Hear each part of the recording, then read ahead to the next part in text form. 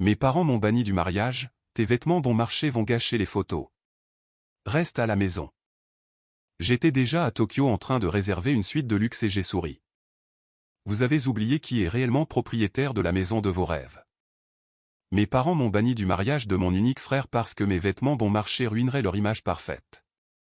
Alors, j'ai réservé un vol de luxe pour Tokyo à la place, seulement pour tomber sur une vidéo virale de la mariée giflant violemment ma mère.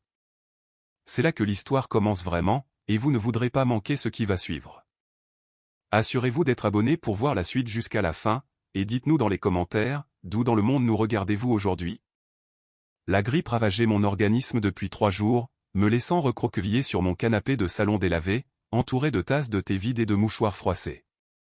Ma tête battait d'une douleur lancinante et rythmique, et chaque muscle de mon corps semblait avoir été soumis à un marathon exténuant. À 31 ans, je m'étais construit une vie tranquille et confortable en tant qu'architecte de données indépendante.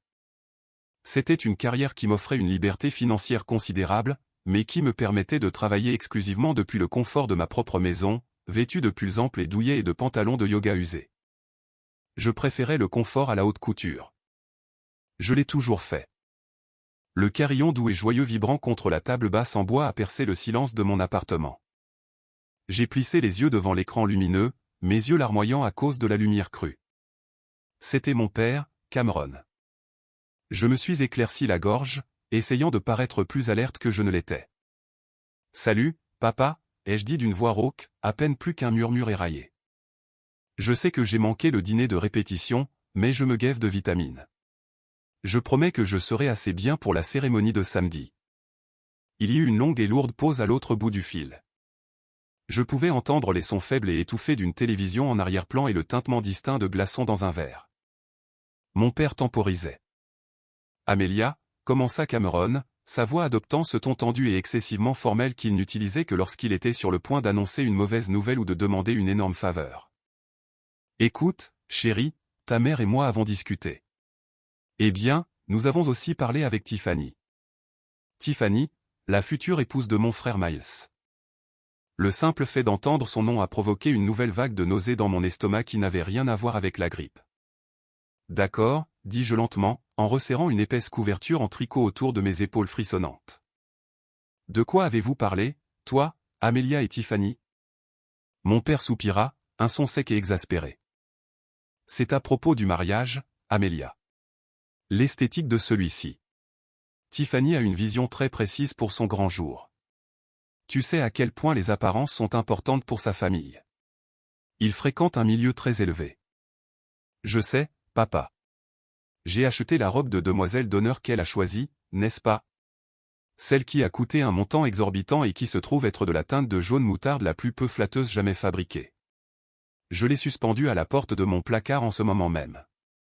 Ce n'est pas seulement la robe, Amelia, interrompit Cameron, sa voix devenant plus sèche, perdant son faux ton doux. C'est toute ta présentation, ton apparence générale. Tu ne fais pas d'efforts pour toi-même. Tu portes ces vêtements bon marché, ces jeans amples, ces bottes éraflées. Tu ne te maquilles pas. Tu ne te coiffes pas de manière professionnelle. Tiffany est inquiète. Inquiète de quoi? Ai-je demandé. Un œuf froid et dur commençait à se former au centre de ma poitrine, perçant le brouillard de ma maladie. Inquiète que je porte mes bottes éraflées jusqu'à l'hôtel. Papa, c'est un événement formel. Je sais comment m'habiller. Elle s'inquiète pour les photos spontanées, lâcha Cameron, clairement frustré de devoir m'expliquer cela. Les photos d'avant-mariage, le brunch de répétition de demain, les préparatifs du matin, elle a des vidéastes professionnels qui capturent chaque seconde du week-end. Elle pense, et ta mère et moi sommes d'accord, que ton manque de raffinement va détonner. Ça va donner une mauvaise image de nous. Nous avons besoin d'une image parfaite ce week-end, Amelia. Nous recevons des gens très importants. Je suis resté figé. Le téléphone pressait fort contre mon oreille. Le silence s'étira entre nous, épais et suffocant. Mes propres parents m'appelaient pour me dire que ma simple présence, mon visage au naturel, mon style de vie confortable était un handicap humiliant pour leur ascension sociale. Tu es en train de me dire? Ai-je murmuré, les mots ayant un goût de cendre dans ma bouche, que je ne suis pas autorisé à assister au mariage de mon unique frère parce que Tiffany et vous n'aimez pas mes vêtements de tous les jours? Ne sois pas dramatique, Amelia, souffla Cameron, se mettant immédiatement sur la défensive. Nous pensons simplement qu'il est préférable que tu ne participes pas cette fois-ci. Tu es malade de toute façon. Ça tombe parfaitement bien. Repose-toi. Nous t'enverrons une part de gâteau. Ce n'est qu'un week-end, et cela signifie énormément pour Miles que tout se passe parfaitement. Il n'a même pas attendu que je sois d'accord. Il a marmonné un au revoir précipité et a déconnecté l'appel, me laissant écouter la tonalité creuse et moqueuse. La trahison était pire que le diagnostic lui-même. Je suis resté assise dans la pénombre de mon salon pendant des heures, le téléphone posé lourdement sur mes genoux. La fièvre qui m'avait brûlé semblait s'évaporer, remplacée par une clarté glaciale et absolue. J'avais été effacé. Non pas à cause d'une terrible dispute, non pas à cause d'une profonde défaillance morale, mais parce que je n'avais pas l'air assez cher pour une photo d'arrière-plan dans une vidéo de mariage. Le désespoir, insensé et naïf, m'a fait composer le numéro de mon frère. Miles et moi avions été inséparables. Quand nous étions enfants, nous construisions des forts dans le jardin et jurions de toujours nous protéger l'un l'autre. J'avais besoin de l'entendre dire que c'était un malentendu, que notre père avait outrepassé ses droits, que Miles voulait sa sœur à ses côtés le jour le plus important de sa vie. Il a répondu à la 4e sonnerie. De la musique forte et le brouhaha d'une salle bondée résonnaient dans le haut-parleur. Amelia. Salut, est-ce que tu peux faire vite? Nous sommes au cocktail de bienvenue. Miles, dis-je, ma voix remarquablement stable malgré le tremblement de mes mains. Papa vient de m'appeler. Il m'a dit que je ne suis pas la bienvenue à ton mariage. Il y eut un bruit de remue-ménage, une porte qui se ferme, puis le bruit de fond devint étouffé. Miles soupira. Ce n'était pas un soupir de surprise. C'était un soupir d'agacement profond et total. Écoute, Amelia, papa n'aurait pas dû être si direct, mais tu dois comprendre notre point de vue, dit Miles, son ton dégoulinant d'une condescendance répétée. Tiffany prépare ça depuis 2 ans. Les amis de ses parents viennent. Des gens qui investissent dans des choses, des gens qui comptent, et toi? Eh bien, tu arrives au dîner de famille comme si tu venais de sortir du lit. Tu ne colles pas à l'ambiance d'un événement de luxe. Je suis ta sœur, ai-je déclaré, les mots suspendus dans l'air, un appel désespéré à la décence humaine la plus élémentaire. Et je t'aime, répondit rapidement Miles, mécaniquement. Mais ce week-end ne te concerne pas. Il concerne Tiffany. Il concerne notre image en tant que couple. Si tu venais, tu mettrais tout le monde mal à l'aise avec ton esthétique de rebelle sans cause. S'il te plaît, reste à la maison. N'en fais pas tout un drame. Il a raccroché, tout simplement. J'ai fixé l'écran noir de mon téléphone, la finalité de ces mots déferlant sur moi. Ils ne voulaient pas de moi. Ils avaient honte de moi. Pour eux, je n'étais rien de plus qu'une source d'embarras mal habillée qui n'avait rien accompli de digne d'être montré. Un calme étrange et tranquille m'a envahi. Je me suis levé, je suis allé dans ma chambre et j'ai regardé la robe de demoiselle d'honneur jaune moutarde suspendue à la porte du placard. Je n'ai pas pleuré. Je n'ai pas crié. Au lieu de cela, je me suis dirigé vers mon bureau, j'ai ouvert mon ordinateur portable et j'ai ignoré le dossier contenant l'énorme projet de codage architectural que je venais de terminer pour une entreprise du Fortune 500. J'ai ouvert un navigateur web et je me suis rendu sur le site d'une compagnie aérienne internationale. Si ma famille voulait me faire disparaître de la photo pour pouvoir prétendre être des élites riches de la haute société, je me retirais volontiers complètement. J'ai cliqué sur les options de première classe. J'ai choisi un vol direct, incroyablement cher, partant le lendemain matin pour Tokyo. J'avais toujours voulu voir les cerisiers en fleurs, et mon compte en banque, celui que ma famille supposait ne contenir que quelques maigres centimes de freelance, pouvait se permettre ce voyage extravagant 100 fois sans y faire une brèche. J'ai réservé une suite de luxe dans un hôtel 5 étoiles avec vue sur les toits de la ville. Alors que je remplissais mon sac de voyage avec mes jeans usés préférés, mes baskets confortables et mes pulls amples, un petit sourire sans humour a touché mes lèvres. Mes parents et mon frère étaient si totalement consumés par l'illusion de la richesse et du statut de Tiffany. Ils étaient si désespérés de l'impressionner, de se plier à chacun de ses caprices superficiels, qu'ils ont jeté leur propre chair et leur propre sang. Ils pensaient s'assurer une place dans la haute société. Mais ils avaient oublié une chose cruciale. Pour comprendre pleinement la profonde piqûre de leur rejet, il faut comprendre exactement ce que j'avais fait pour ma famille au cours de la dernière décennie. Pendant que Miles était occupé à changer de spécialité universitaire 4 fois et à accumuler une dette étudiante immense parce qu'il devait trouver sa passion, je travaillais 60 heures par semaine. J'ai appris le codage par moi-même, j'ai accepté tous les contrats technologiques exténuants que je pouvais trouver et j'ai tranquillement bâti une entreprise de conseil très lucrative. Je n'ai jamais fait étalage de mon succès. Je n'ai pas acheté de sac à main de créateur ni loué de voiture de luxe. Je préférais la sécurité tranquille d'un portefeuille d'investissement robuste et de l'immobilier. Parce que je m'habillais simplement et que je vivais dans un appartement modeste et confortable, mes parents, Cameron et Amelia, supposaient que je joignais à peine les deux bouts.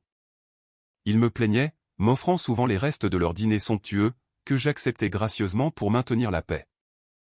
Ils ne savaient pas que 2 ans plus tôt, lorsque la concession automobile régionale de Cameron était au bord de la faillite totale, c'est mon investissement silencieux et anonyme via une société holding qui a maintenu leurs portes ouvertes.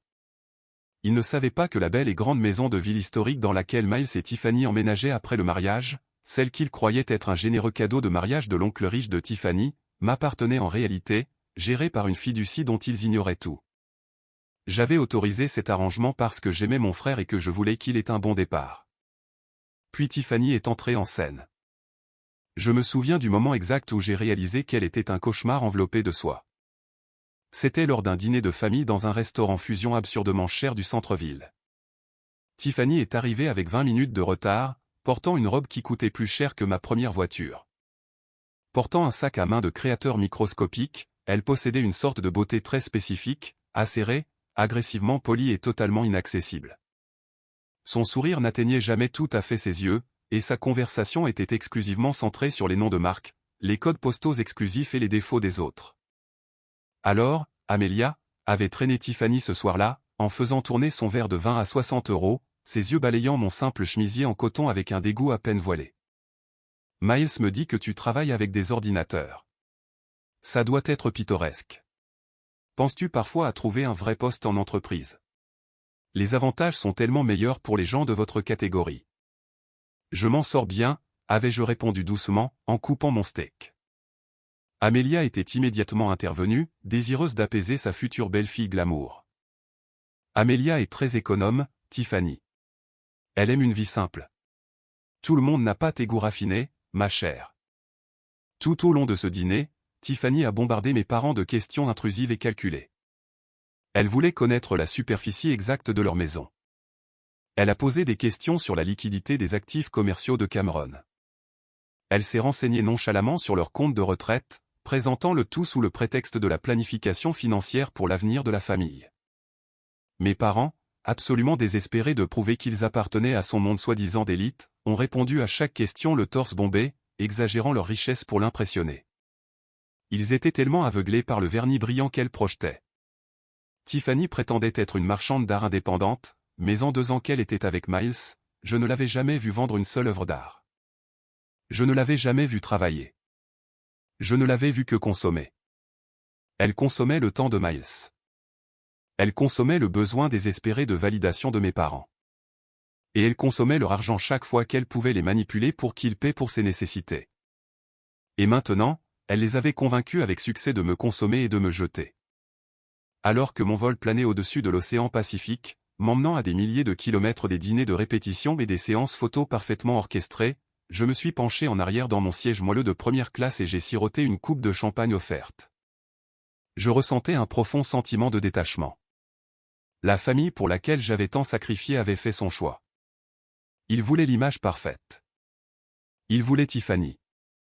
Ils étaient sur le point d'apprendre exactement combien une image coûte vraiment. Le silence de ma suite de luxe à Tokyo était absolu, un contraste frappant avec le manque de respect chaotique et bruyant de ma famille restée au pays. Je me tenais près des baies vitrées, regardant la métropole tentaculaire et baignée de néons de la ville. Je portais un peignoir en soie fourni par l'hôtel, tenant une délicate tasse en céramique de matcha, entourée d'une atmosphère de luxe incontesté que mes parents auraient jugé bien au-dessus de ma condition. J'avais passé la journée à flâner dans des jardins tranquilles et à explorer des quartiers technologiques dynamiques, forçant activement la pensée du mariage à sortir de mon esprit. C'était samedi soir à Tokyo, ce qui signifiait qu'il était tard samedi soir à la maison. La réception battrait son plein. Je me suis installé sur l'immense canapé en velours et j'ai pris mon téléphone, avec l'intention de vérifier mes emails professionnels. Au lieu de cela, une notification d'une application de médias sociaux a clignoté sur mon écran. C'était un message d'une cousine éloignée, une femme qui parlait rarement à notre côté de la famille, accompagnée d'un lien vidéo et d'une seule ligne de texte. « Amélia, s'il te plaît, dis-moi que tu vois ça. » Mon front s'est plissé. J'ai cliqué sur le lien et l'écran est passé à l'enregistrement d'une diffusion en direct qui avait déjà été partagée plus d'une centaine de fois au sein de notre cercle social élargi. La qualité de la vidéo était d'une netteté douloureuse. C'était la grande salle de bal du country club que mon père, Cameron, avait presque mis en faillite pour la louer pour la soirée. La salle dégoulinait d'arrangements floraux excessifs et ostentatoires, d'immenses piliers de roses blanches et d'orchidées qui semblaient suffocants.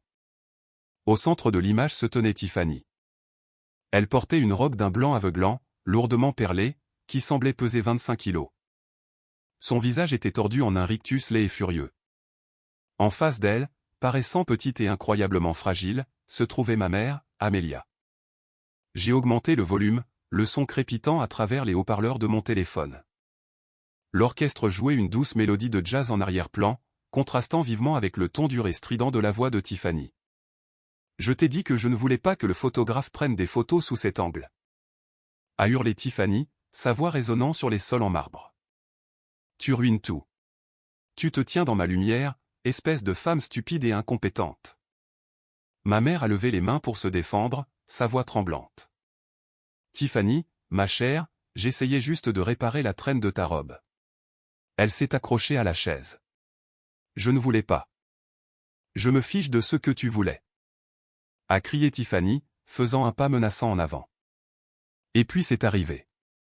C'était si rapide, mais la caméra l'a capturé avec une clarté écœurante. Tiffany a levé sa main droite, sa lourde bague de fiançailles en diamant brillant sous les lustres, et l'a abattue sur le visage de ma mère avec un craquement fort et sec. Le son était explosif. Un hoquet collectif a éclaté parmi les invités environnants. L'orchestre de jazz s'est brusquement arrêté, plongeant la salle dans un silence horrifiant et retentissant. Ma mère a reculé en trébuchant, se tenant la joue, les yeux écarquillés de choc et d'humiliation pure. Et Miles, mon frère, l'homme qui m'avait banni pour protéger les sensibilités délicates de cette femme. Il se tenait à 1 mètre de là, tenant une coupe de champagne, la bouche bée, ne faisant absolument rien. Il ne s'est pas précipité vers notre mère. Il n'a pas repoussé Tiffany. Il est juste resté là, paralysé par le monstre auquel il venait de se lier légalement. J'ai regardé le clip de 10 secondes 4 fois. La vague initiale de rage chaude et aveuglante qui m'a submergé a été rapidement remplacée par une clarté glaciale et hyper concentrée. J'ai posé mon téléphone sur la table basse en verre. Mes mains ne tremblaient plus. Je n'étais plus la sœur malade et blessée. J'étais une stratège, et il venait de déclarer la guerre à ma mère. Il voulait une image parfaite. Ils voulaient la haute société. Mais ils avaient oublié une chose cruciale. Je détenais les clés de toute leur réalité financière. Je me suis dirigé vers mes bagages, j'ai ouvert le compartiment caché et j'ai sorti mon ordinateur portable de travail ultra sécurisé et crypté. Je n'ai pas pris la peine d'utiliser un navigateur Internet standard. J'ai démarré mes réseaux sécurisés, je me suis connecté à mes serveurs privés et j'ai commencé à passer le nom de Tiffany Vance dans tous les registres financiers publics et privés auxquels j'avais accès. Elle prétendait être l'héritière d'une famille de vieille fortune. Elle prétendait diriger une galerie d'art indépendante haut de gamme. J'ai commencé par là.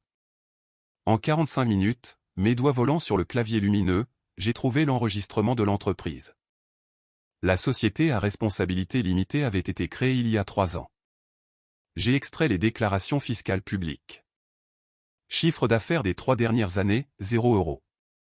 Privilèges actifs contre l'entreprise, 3, totalisant plus de 80 000 € d'impôts d'État impayés. Vieille fortune, ai-je murmuré à la pièce vide. Un rire sombre et sans humour s'échappant de mes lèvres. Il m'en fallait plus. J'avais besoin du genre d'informations compromettantes qui ne se trouvaient pas simplement sur les portails fiscaux publics. J'ai ouvert une application de messagerie sécurisée et j'ai tapé un message à un homme nommé Marcus. Marcus était un détective privé hautement spécialisé que je contractais fréquemment lorsque mes clients corporatifs avaient besoin de vérifications approfondies sur des acquisitions potentielles. Il était cher, impitoyable et incroyablement minutieux. Marcus, ai-je tapé, j'ai besoin d'une vérification d'antécédents d'urgence, spectre complet. Finance, jugement civil, adresse précédente, alias connu, tout. Le nom de la cible est Tiffany Vance, récemment mariée à Miles censuré. J'autorise des honoraires au triple du tarif normal pour une livraison immédiate. J'ai appuyé sur envoyer. Puis je me suis préparé pour la première frappe.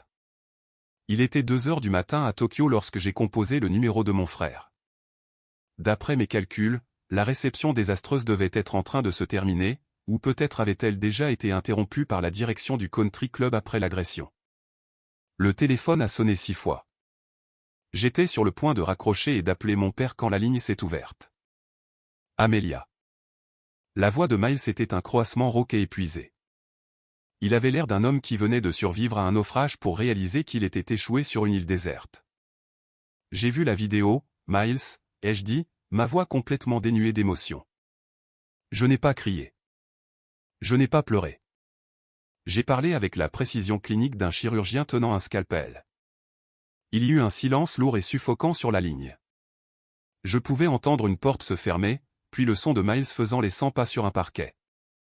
Ce n'est pas ce que tu crois, Amelia, balbutia-t-il, les mots sortant dans une course pathétique et désespérée. Tu dois comprendre le contexte. Tiffany était sous une pression immense. Les traiteurs ont raté les amuse-gueules. Le photographe était difficile. Et maman n'arrêtait pas de tourner autour. Elle a marché sur la robe de Tiffany. C'était un réflexe dû au stress intense. Tiffany pleure hystériquement dans la salle de bain en ce moment. Elle se sent terriblement mal. Une vague de dégoût absolu m'a submergé. Un réflexe, ai-je répété, laissant les mots flotter dans l'air pour qu'ils puissent entendre à quel point ils sonnaient absurdes. Elle a frappé notre mère au visage devant 200 personnes. Miles, elle a agressé la femme qui a payé pour cette robe dégoûtamment extravagante. Et tu es resté là à regarder. Tu n'étais pas là. A soudainement crié Miles, sa culpabilité se transformant instantanément en colère défensive. Tu ne sais pas ce que ça a été. Tu es assise dans ton petit appartement avec tes vêtements bon marché et tu nous juges, mais tu ne connais pas les cercles dans lesquels Tiffany évolue. Les attentes. Avant que je puisse démolir cette déclaration ridicule, j'ai entendu une bousculade à l'autre bout du fil. Une dispute étouffée, le son du téléphone qui change de main, puis la voix aiguë et grinçante de la mariée elle-même. Pourquoi appelles-tu, Amelia? A claqué Tiffany, son ton dégoulinant de venin et totalement dépourvu des larmes hystériques que Miles venait de prétendre qu'elle versait. Tu te régales? Tu appelles pour te vanter parce que tu étais trop pauvre et embarrassante pour être invitée? Nous réglons une affaire de famille. Ta mère a ruiné ma robe et a provoqué une scène. Ma mère a provoqué une scène en se faisant frapper au visage? Ai-je demandé calmement. Elle m'a provoqué.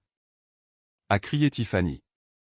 Écoute-moi, espèce de petit ermite pathétique. Miles et moi sommes mariés maintenant. Nous formons un front uni. Tu es complètement exclu. N'appelle plus ce numéro où je porterai plainte pour harcèlement contre toi. J'ai des avocats sous contrat qui coûtent plus cher que ce que tu gagnes en une décennie. Je me suis penché en arrière contre le canapé en velours moelleux, prenant une gorgée lente et délibérée de mon thé froid. Il était temps de tirer le premier fil. Des avocats sous contrat, ai-je réfléchi à voix haute. C'est fascinant. Tiffany, comment paies-tu exactement ces avocats chers? Utilises-tu le même compte courant qui a actuellement un solde négatif de 400 €, ou le mets-tu sur la carte de crédit qui est en défaut de paiement depuis 6 mois? Le silence à l'autre bout fut instantané et absolu. C'était le son d'un prédateur réalisant qu'il venait de marcher dans un piège d'acier. Je ne sais pas de quoi tu parles, balbutia Tiffany, l'agressivité ayant complètement disparu de sa voix, remplacée par une panique mince et vacillante. Je parle des 8 000 € de privilèges fiscaux de l'État contre ta fausse galerie d'art, Tiffany, ai-je continué, ma voix stable, implacable. Je parle du fait que la propriété de tes parents est un 2 pièces loué dans un quartier à faible revenu, et qu'ils ont actuellement 3 mois de loyer de retard. Tu n'as pas de vieille fortune. Tu n'as pas d'argent du tout. Tu me pirates. A hurlé Tiffany, sa voix atteignant une fréquence hystérique qui m'a forcé à éloigner le téléphone de mon oreille. Miles, elle pirate mes comptes bancaires. C'est une folle psychotique et jalouse. Je t'avais dit qu'elle était dangereuse. Je pouvais entendre Miles en arrière-plan, sa voix un murmure confus et paniqué. Amelia, qu'est-ce que tu dis? De quoi parle-t-elle? C'est une menteuse. Miles, raccroche le téléphone. Criait maintenant Tiffany, complètement hors d'elle. Si jamais tu nous reparles, Amelia, je jure devant Dieu que je te détruirai. Je ruinerai ta misérable petite vie. La ligne est devenue silencieuse. J'ai fixé l'écran, un sourire froid se formant sur mes lèvres. Elle se débattait. Elle était terrifiée. Et je n'avais même pas encore effleuré la surface. Je n'ai pas dormi cette nuit-là. Je suis resté assise à mon poste de travail alors que le soleil se levait sur les toits de Tokyo, peignant la ville de brillantes traînées d'orange et de rose. À 7 heures du matin, heure locale, ma messagerie électronique cryptée a sonné. Marcus avait livré le fichier maître. J'ai téléchargé le lourd document PDF et j'ai commencé à lire. Si les privilèges fiscaux étaient un signal d'alarme, ce fichier était un brasier ardent. Tiffany Vance n'était pas seulement fauchée, elle était une parasite professionnelle. Le dossier détaillait de précédents fiançailles très dissimulées au cours des 5 dernières années. Dans les deux cas, Tiffany avait isolé les hommes de leur famille, les avait convaincus de contracter d'énormes prêts personnels pour financer des styles de vie somptueux et des plans de mariage extravagants, puis les avait abandonnés quelques semaines seulement avant les cérémonies, les laissant financièrement ruinés. Il y avait un jugement civil contre elle du fiancé numéro 1 pour fraude à la carte de crédit. Il y avait une ordonnance restrictive de la mère du fiancé numéro 2, que Tiffany aurait menacée lorsque la mère a commencé à remettre en question ses finances. Et puis j'ai trouvé la pièce la plus cruciale du puzzle, la pierre angulaire financière de son mariage avec Miles. Tiffany avait convaincu mon frère que son oncle incroyablement riche et reclus, Arthur, avait acheté la magnifique maison de ville historique dans le quartier le plus exclusif de la ville comme cadeau de mariage. C'est là qu'ils étaient censés emménager à leur retour de leur lune de miel.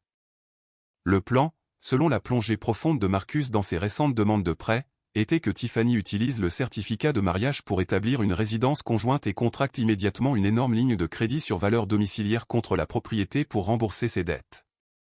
Elle pensait avoir sécurisé un actif de plusieurs millions d'euros. Mon téléphone a vibré violemment sur le bureau. C'était Miles. J'ai répondu à la première sonnerie. Amelia, dit Miles, sa voix dure, défensive et tremblante de colère forcée. Je ne sais pas à quel jeu malsain tu joues, mais ça s'arrête maintenant. Tiffany pleure depuis des heures. Elle a tout expliqué. Son comptable a fait une erreur de déclaration avec ses impôts il y a 2 ans, et elle est déjà en train de le poursuivre en justice. Tu as illégalement consulté des informations obsolètes juste pour essayer de gâcher notre nuit de noces. Il était complètement, désespérément sous son emprise. Il avait tellement besoin que sa réalité soit vraie qu'il était prêt à ignorer la violence dont il avait été témoin de ses propres yeux. Miles, dis-je doucement, refusant de répondre à sa colère. Es-tu assis? Je ne joue pas à ce jeu, Amelia, a-t-il crié. Nous faisons nos valises. Nous allons à la maison de ville pour déposer les cadeaux, puis nous partons pour l'aéroport pour la lune de miel. Ne me contacte plus.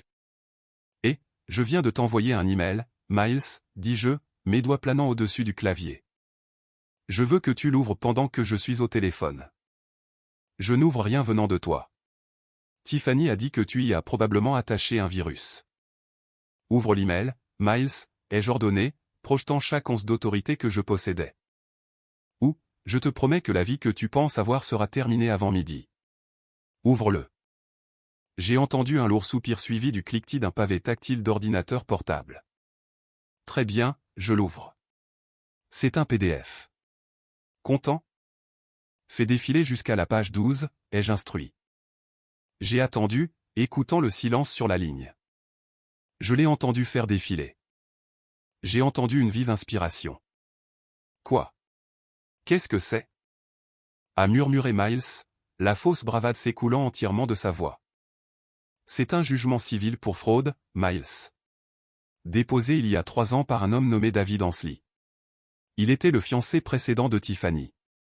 Elle a maximisé 4 cartes de crédit à son nom et a disparu. Non, halta Miles. Non, c'est faux. Tu as fabriqué ça. Fais défiler jusqu'à la page 22, ai-je poussé sans relâche. C'est une déclaration sous serment et une ordonnance restrictive de la mère du fiancé numéro 2. Lis le paragraphe surligné, Miles. Lis ce que Tiffany a fait lorsque la mère l'a confrontée. En arrière-plan, j'ai entendu une porte s'ouvrir en claquant. La voix de Tiffany a percé l'audio. À qui parles-tu? Tu lui parles?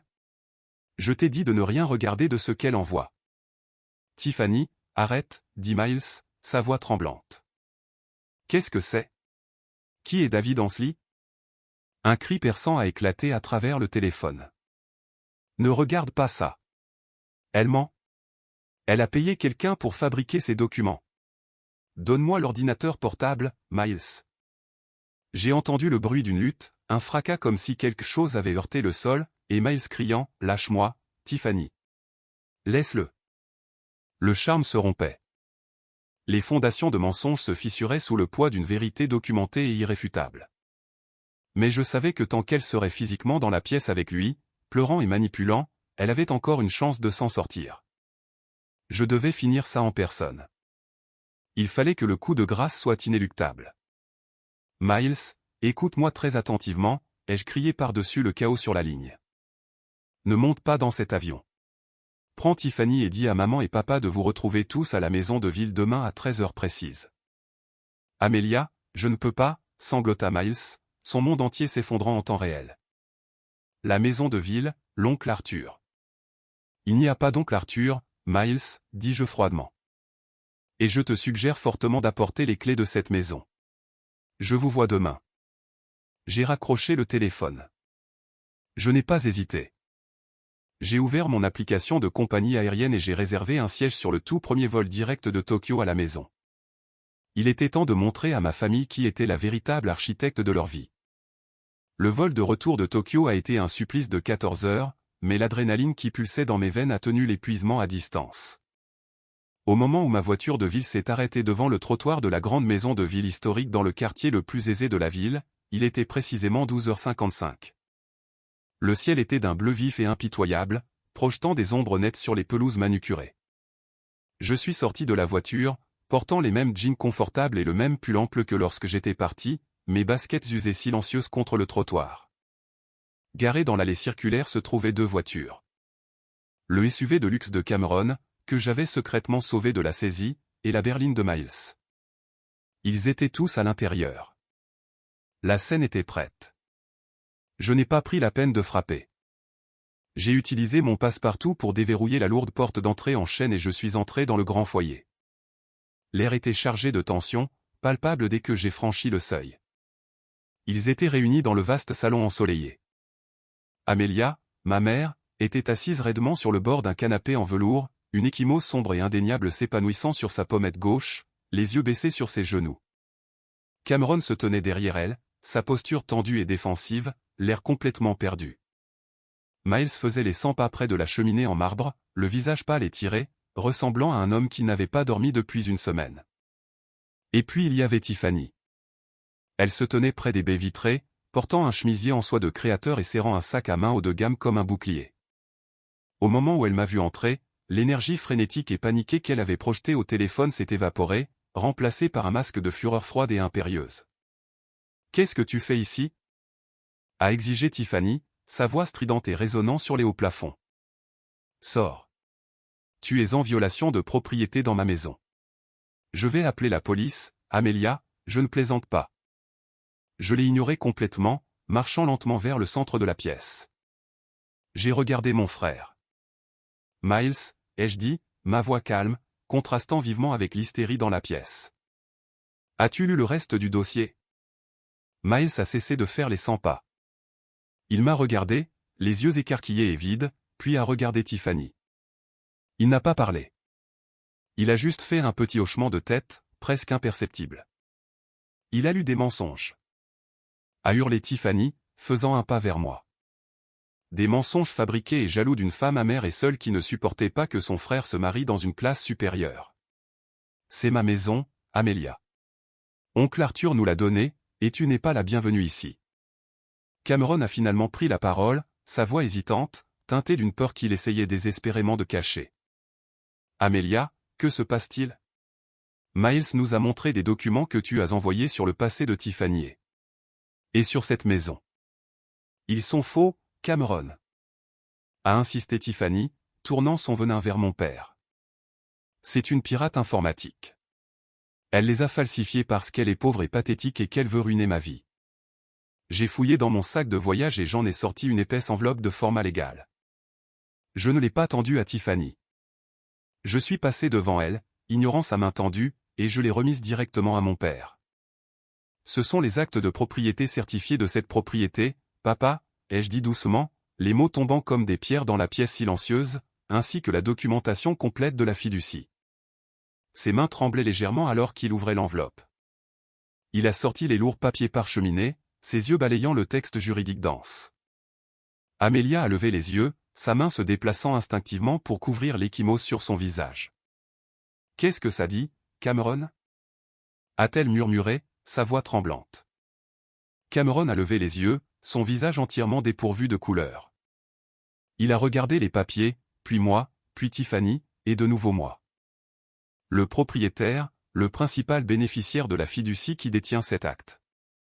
Il a dégluti difficilement. C'est Amelia. Le silence qui a suivi était absolu. C'était le son d'une réalité soigneusement construite se brisant en 1 million de morceaux irréparables. Non. A haleté Tiffany, la couleur se retirant de son visage. Le masque est finalement tombé, révélant l'escroc terrifié et désespéré en dessous. Non, c'est impossible. Oncle Arthur. Il n'y a pas d'oncle Arthur, Tiffany, ai-je dit, ma voix portant tout le poids de la vérité. Je me suis tourné pour lui faire face complètement, mes yeux se fixant sur les siens. Il n'y en a jamais eu. Tu as trouvé Miles, quelqu'un qui cherche désespérément à plaire, et tu as réalisé que tu pouvais le manipuler pour qu'il pense que tu étais une héritière. Tu as vu cette maison, en supposant qu'il avait des relations riches, et tu as prévu de l'utiliser pour obtenir des prêts afin de rembourser les 80 000 € de privilèges fiscaux et les jugements en cours contre toi des 2 autres hommes que tu as essayé d'escroquer. Tu mens, a crié Tiffany, sa voix se brisant, complètement hors d'elle. Elle s'est précipitée en avant, les mains levées, exactement le même mouvement qu'elle avait utilisé pour frapper ma mère. Mais j'étais prête. Je n'ai pas bronché. Je suis resté sur mes positions, ma posture détendue, mais inébranlable. Miles a bougé plus vite que je ne l'avais jamais vu bouger. Il l'a intercepté, lui saisissant les bras et la repoussant fermement. « N'ose pas toucher ma sœur !» a grondé Miles, un instinct de protection brut et furieux perçant enfin le brouillard de sa manipulation. « Ne lève plus jamais la main sur personne de ma famille. » Tiffany le regarda, stupéfaite. La prise de conscience qu'elle avait perdu son pion, son levier et son prix d'un seul coup rapide l'a finalement frappée. Elle a regardé autour de la pièce les visages dégoûtés de mes parents, la froide résolution dans les yeux de mon frère, et enfin moi. La femme qu'elle avait bannie pour porter des vêtements bon marché, la femme qui possédait le sol sur lequel elle se tenait. « Ce n'est pas fini », a-t-elle craché, sa voix un sifflement désespéré et venimeux. Elle a attrapé son sac de créateur sur le canapé et s'est dirigée vers la porte d'entrée. Mes avocats vont mettre en pièces cette fausse fiducie. J'ai hâte d'avoir de leurs nouvelles, ai-je crié après elle. Assurez-vous qu'ils sachent contacter mon équipe juridique. Nous avons déjà transmis les conclusions de Marcus au procureur du district concernant la fraude à la carte de crédit du fiancé numéro 1. La lourde porte en chêne s'est refermée derrière elle, l'écho résonnant dans le foyer. Le silence est revenu, mais cette fois, il n'était pas chargé de tension. Il était lourd du poids écrasant de la prise de conscience et d'un profond regret. J'ai regardé ma famille, les gens qui avaient choisi une image parfaite plutôt que moi, les gens qui se tenaient maintenant dans ma maison, entièrement dépendants de ma miséricorde. Maman, dis-je doucement, en regardant l'ecchymose sur sa joue. Je suis tellement désolé qu'elle t'ait fait du mal. Amelia a fondu en larmes, ses épaules secouées violemment. Elle a enfoui son visage dans ses mains, le son de ses sanglots résonnant dans l'immense pièce. Cameron a mis son bras autour d'elle, me regardant avec une expression de honte si profonde et pure que c'était presque douloureux à voir. Amelia, a murmuré Cameron, sa voix se brisant. L'entreprise, il y a 2 ans, l'investisseur anonyme. Je l'ai juste regardé. Je n'ai pas eu besoin de dire un mot. La prise de conscience l'a frappé comme un coup physique. Il a reculé légèrement, les yeux écarquillés d'horreur alors qu'il comprenait enfin l'ampleur de sa trahison. Il avait banni la fille qu'il avait sauvée de la ruine pour apaiser une femme qui avait prévu de tout les détruire. Miles s'est approché de moi, le visage taché de larmes. Il n'a pas offert d'excuses. Il n'a pas essayé de se défendre. Il m'a juste regardé, un homme brisé et épuisé qui s'était enfin réveillé. « Je suis désolé », a-t-il dit, les mots à peine plus qu'un souffle. « Je suis tellement désolé. » Les retombées ont été rapides, brutales et entièrement publiques. Armé du dossier complet de Marcus, je ne me suis pas contenté de m'assurer que Tiffany soit retirée de nos vies. Je me suis assuré qu'elle ne puisse plus faire ça à personne d'autre. J'ai remis le dossier entier aux autorités. Le procureur du district, face à des preuves irréfutables d'un schéma de fraude financière prédatrice à travers les frontières des États, a été plus qu'heureux d'ouvrir une enquête formelle. Les privilèges fiscaux l'ont rattrapé, et en 3 semaines, ses comptes bancaires, les quelques-uns qu'elle avait réussi à ouvrir sous des pseudonymes, ont été gelés. La dernière fois que j'ai entendu parler d'elle, elle avait fui l'État, laissant une traînée de factures juridiques impayées dans son sillage. Le processus d'annulation pour Miles a été étonnamment simple compte tenu des preuves accablantes de fraude et de l'agression physique contre ma mère, qui a heureusement été filmée en haute définition par les vidéastes même que Tiffany avait engagés pour capturer son image parfaite. Quant à ma famille, le processus de guérison a été lent et douloureux. La dynamique avait fondamentalement changé. L'illusion de la grande richesse de Cameron et Amelia avait été brisée, remplacée par la dure réalité de mon succès tranquille et discret. Ils n'ont pas demandé pardon immédiatement. Ils savaient qu'ils ne l'avaient pas mérité. Au lieu de cela, ils l'ont montré. Cameron s'est retiré des opérations quotidiennes de la concession. Admettant finalement qu'il était dépassé, il a engagé une équipe de direction compétente, utilisant le capital que j'avais fourni pour restructurer l'entreprise honnêtement. Amelia a cessé d'assister au déjeuner du country club, choisissant plutôt de passer son temps à faire du bénévolat et à réfléchir tranquillement à la superficialité qui lui avait presque coûté sa fille. Miles a déménagé de la maison de ville. Il ne supportait pas de vivre dans l'espace qui représentait son plus grand échec. Il a loué un petit appartement modeste de l'autre côté de la ville, a trouvé un emploi stable dans la logistique et a commencé une thérapie intensive pour comprendre pourquoi il avait été si facilement manipulé par une surface brillante. Et moi, je suis retourné à mon appartement confortable, à mon canapé délavé et à mes pulls amples. J'ai continué à développer mon entreprise, à agrandir mon équipe et à accepter des contrats encore plus importants. Je préférais toujours le confort à la haute couture. 1 an après le mariage désastreux, je les ai invités à dîner. J'ai préparé un repas simple, poulet rôti, pommes de terre et salade. Pas de traiteur, pas d'arrangements floraux élaborés, pas de vin cher. Juste nous, assis autour de ma petite table à manger dans nos vêtements de tous les jours. Le poulet est merveilleux, Amelia, a dit doucement Amelia, ses yeux entièrement libérés du jugement superficiel qui les assombrissait autrefois. Merci, maman, ai-je souri en prenant une gorgée d'eau. Cameron s'est éclairci la gorge, me regardant avec un respect nouveau et profond. Nous sommes très fiers de toi, Amelia. Pour tout. Pour qui tu es. J'ai regardé ma famille. Ils étaient imparfaits. Ils avaient commis des erreurs terribles et blessantes, mais ils essayaient. Ils avaient enfin appris que la vraie richesse et la vraie valeur n'avaient absolument rien à voir avec l'étiquette sur une robe ou le code postal d'une maison. Ils l'avaient appris à la dure, mais ils l'avaient appris. Et en regardant mon frère, qui souriait doucement pour la première fois depuis 1 an, j'ai su que les fondations que nous construisions maintenant, bâties sur l'honnêteté et une vérité douloureuse, étaient bien plus solides que n'importe quelle image parfaite ne pourrait jamais l'être.